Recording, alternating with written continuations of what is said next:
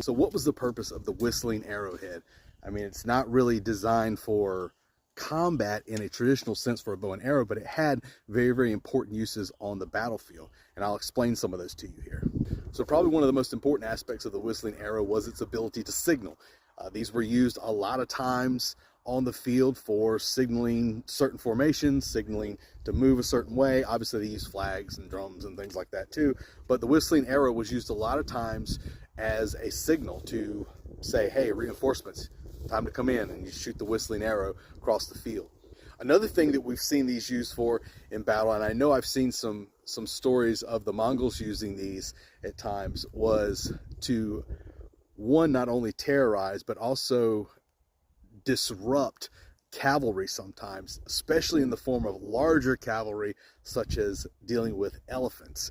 I've seen stories of these whistling arrows used in combat. I can't remember if it was the Mongols or not. I'm fairly certain, but I could be wrong on that. I'm sure someone will gladly correct me.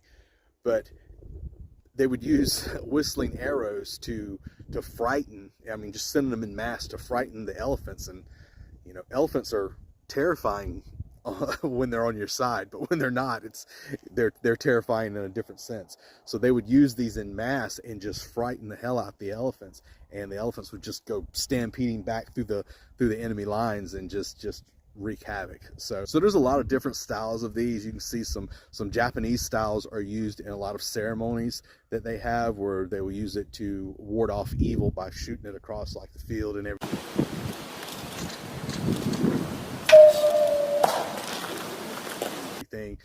You'll see them in a lot of different cultures.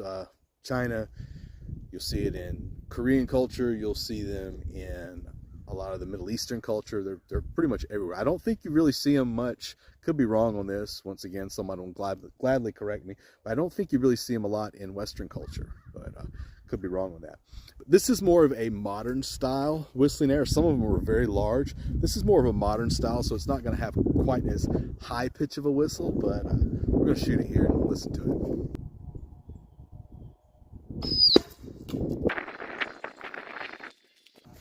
That actually sounds pretty rad. Let's shoot that again.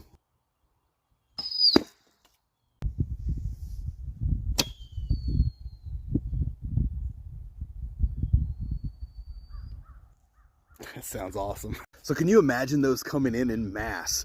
That loud whistle. Obviously you probably frighten cavalry, definitely frighten elephants. They're a little skittish anyway. But even the enemy, you know, if you've been terrorizing the enemy for weeks, months on end, and these things just come raining in, you know they have to have kind of a memory of arrows raining in at some time. And I can imagine that that something like that flying in and you just constantly hearing that whistle would be absolutely terrifying. So